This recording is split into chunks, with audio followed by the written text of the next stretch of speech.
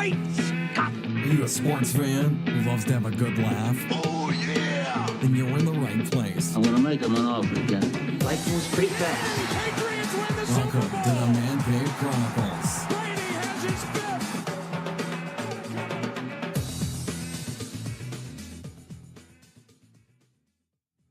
Hey everybody, thank you for joining me on another episode of the Man Cave Chronicles podcast. I am your host Elias, and you can find the podcast on Twitter and Instagram at the MCC Podcast and on Facebook at the Man Cave Chronicles. This week, I had the pleasure of talking to actress-comedian Lucie Pohl. She's best known for the voice of Mercy on Overwatch. She has appeared on numerous films and TV shows. She's also fluent in German, Greek, and French. The wonderful Lucie Pohl. Lucie, welcome to the cave. Hi, thank you for having me. Very exciting. How are things with you? What's new with you? Oh my God, so much is new, so many good things. I just got back from Abu Dhabi, Gamescom Abu Dhabi, where I was a guest, and that was pretty wild and amazing. I signed somebody's face. Oh, wow. And they also took us to the desert, so that was cool. And yeah, I have a few voices on Red Dead Redemption 2, which is exciting as well. And then I'm working on a few new projects, and I'm doing like work in progress show, live show, comedy show tomorrow night. And I've got my monthly stand-up show happening next week. So lots of stuff going on. Oh, that's awesome. I know the listeners are going to know you from Overwatch, and we'll talk about that also. But really quick, where are you originally from? I was born in Germany, and we moved over to the States when I was 8 to New York City. So I grew up in Manhattan. But before that, we lived in Hamburg in Germany, and that's where I was born. What made your parents move to the U.S.? My parents are artists, and I think they always just dreamt of, living in a different place and giving their kids kind of that experience of being multilingual and kind of cosmopolitan, I guess. And, New York is kind of like a hub for artists from all around the world, I guess. So it was kind of their dream to come here. And my dad wrote a few plays that were very, very successful. And so they had a little bit of money, and they thought they would just come here for like 6 months to a year and then go back. And then they never left. It's interesting. So how did you become fluent in Greek and French? And the only reason I'm asking this question is because I'm fluent in Greek. Oh, that's amazing. Why are you fluent in Greek? I'm actually Greek. Oh, okay. Yeah. From where? I am Now from two parts of Greece. My dad is from Sparta, a little village outside of Sparta, and my mom is from Kalamata. Yeah. Oh, Orea. Yeah. I speak Greek because I was with a Greek man for a long time. Okay. And so he was from Rhodes, from the island of Rhodes, and we would spend a lot of time there. And I tried to live there for a while too, in my early 20s. That didn't work, but then we ended up, living in New York together. But so I spent a lot of time there, and I really wanted to get into the language, and I taught myself to read and write, which I was very, very proud of. And that's how that happened. And then French I just had in like middle and high school. So interesting. So what made you pursue acting? Well, not even just acting, comedy.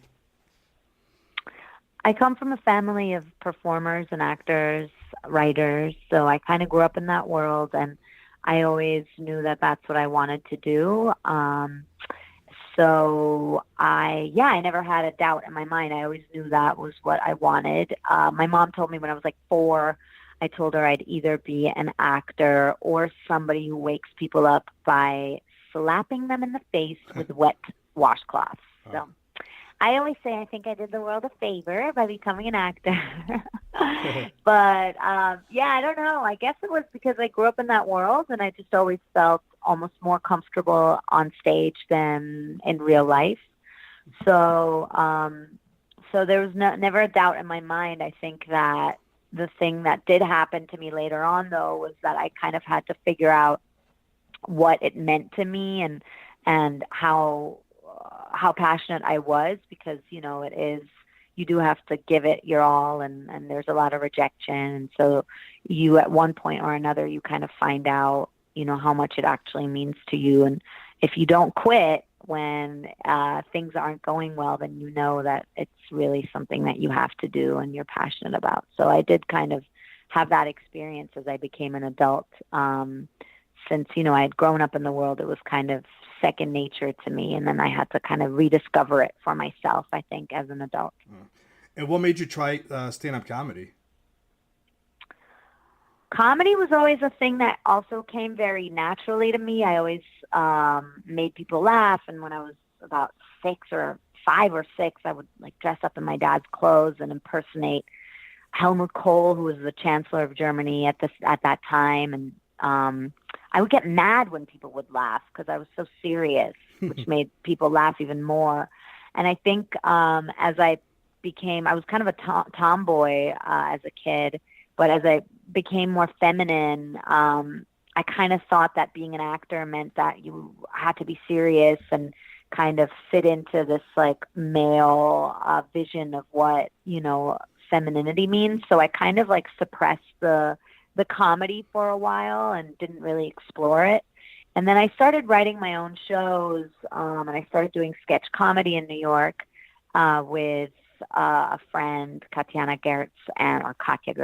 And I started realizing that that's something that I had been really missing. And then when I started writing my own shows, people would laugh. And I'd be like, this is funny? I didn't realize this was funny. And so I kind of, returned to it and realized that that's really who I am. Yeah. Who are some of your favorites in the comedy world? Well, the obvious ones. Robin Williams has always been a huge inspiration to me, and I've always felt very kindred to his energy and his spirit.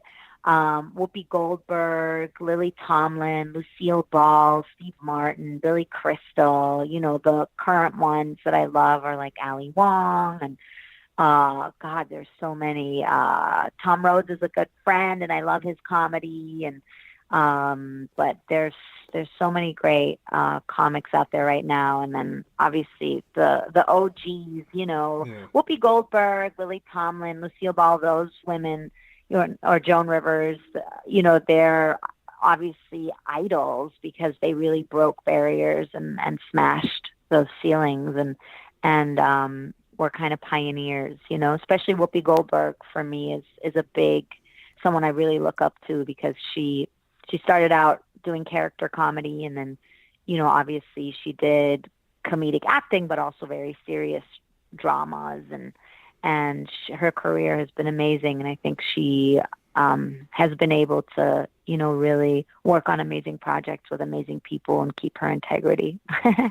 So I really love her. She's definitely a huge inspiration. I love John Leguizamo. I love his work. God, I could talk about comics for hours. Monty Python, huge inspirations to me. I grew up watching all the Monty Python. I love how you mention all the old schools, because I'm a huge Steve Martin fan. Yeah, I love Steve Martin so much. When I was younger, me and my brother would rent on VHS Dirty Rotten Scoundrels or My Blue Heaven. Or, so good. They're classics. Yeah.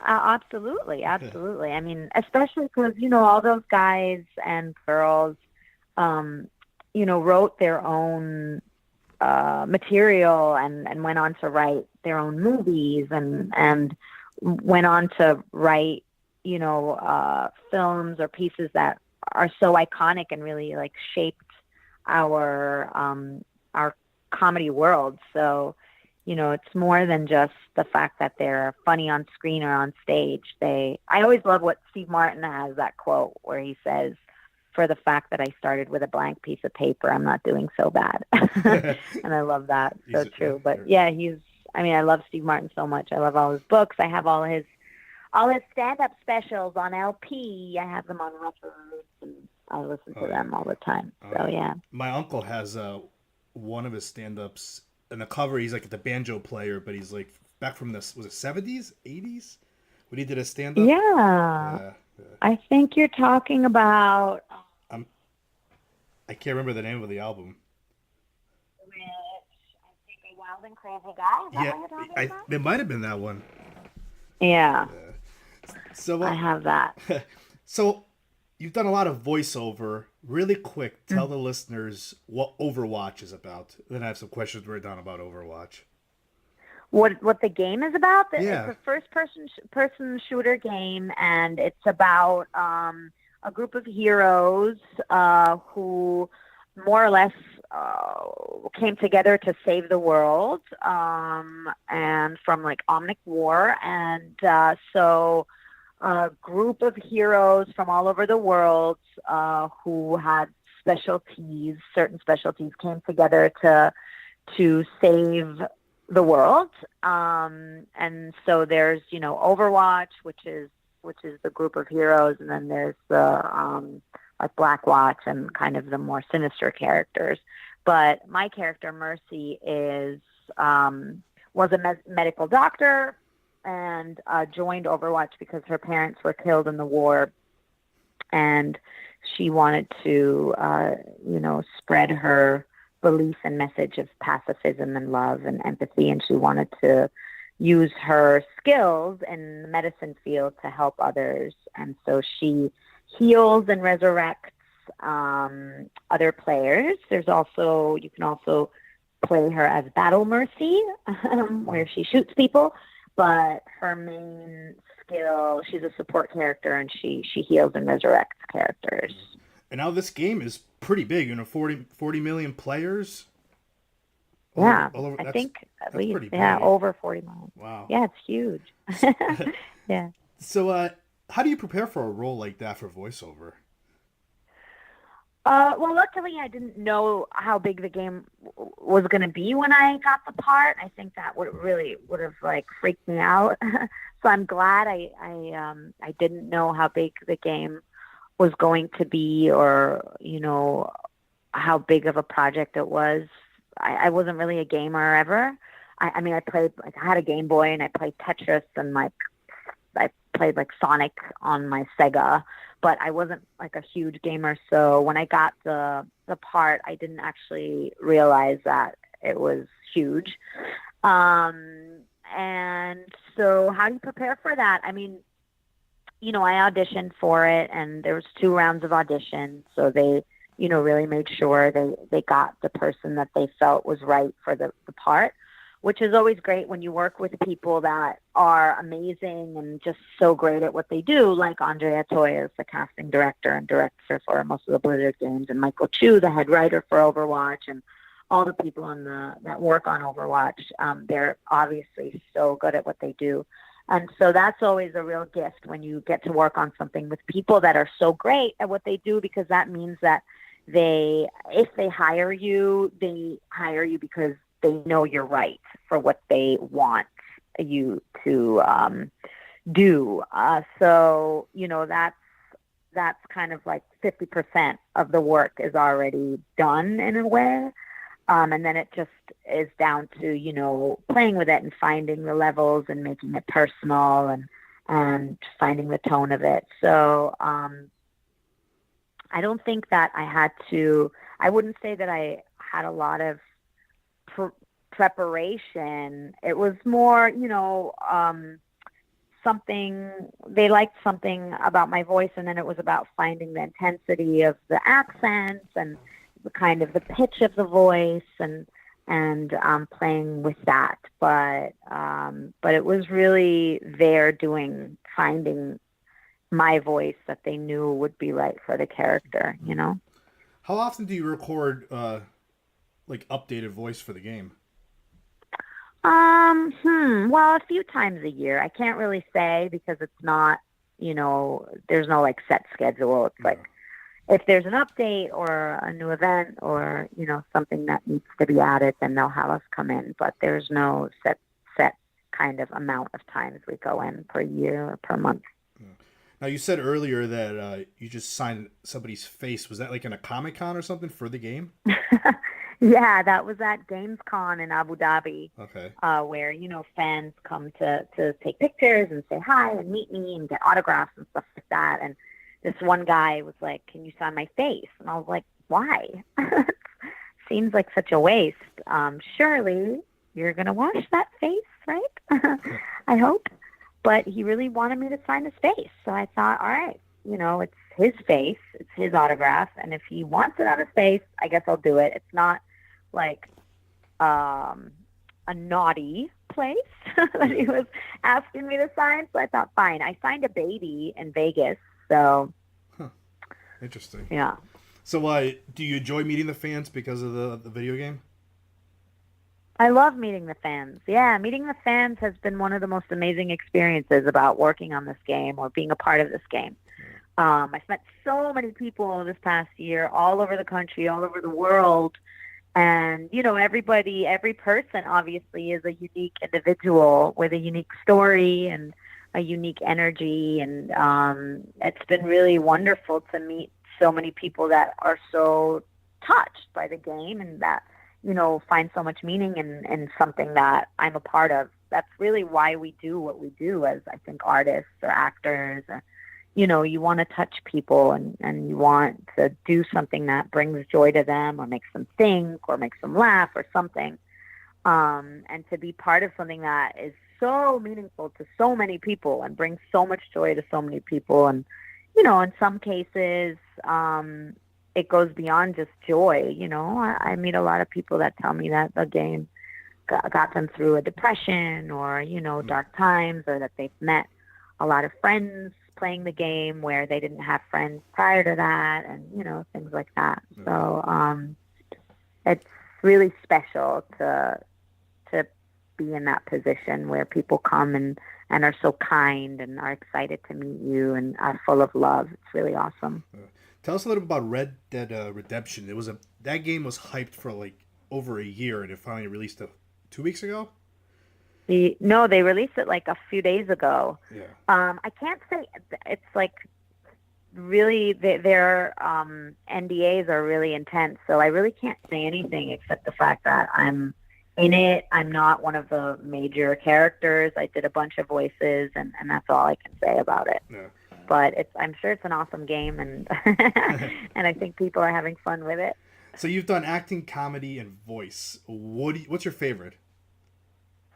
Oh, it's hard to say. They're all very different. So yeah, I think, I'll always love live performance. I really love performing in front of live audiences just because there's something about the energy in the room and, getting that instant reaction and the thrill of it that I really, really love. But I love doing film. I love doing TV. I love being in the recording studio. It's a totally different type of work. So I can't really say what my favorite is.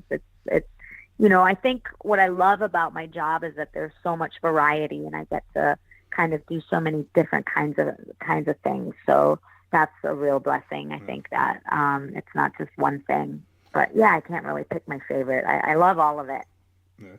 What are you looking forward to for 2018/2019? Do you have like an ultimate goal that you're trying to hit? Oh, well, I'm trying to finish writing a book that I started writing, and I've been traveling so much this year to so many like fan events and doing my comedy shows in so many different places that I'm kind of looking forward to just being in one place for like a few weeks at a time and writing more.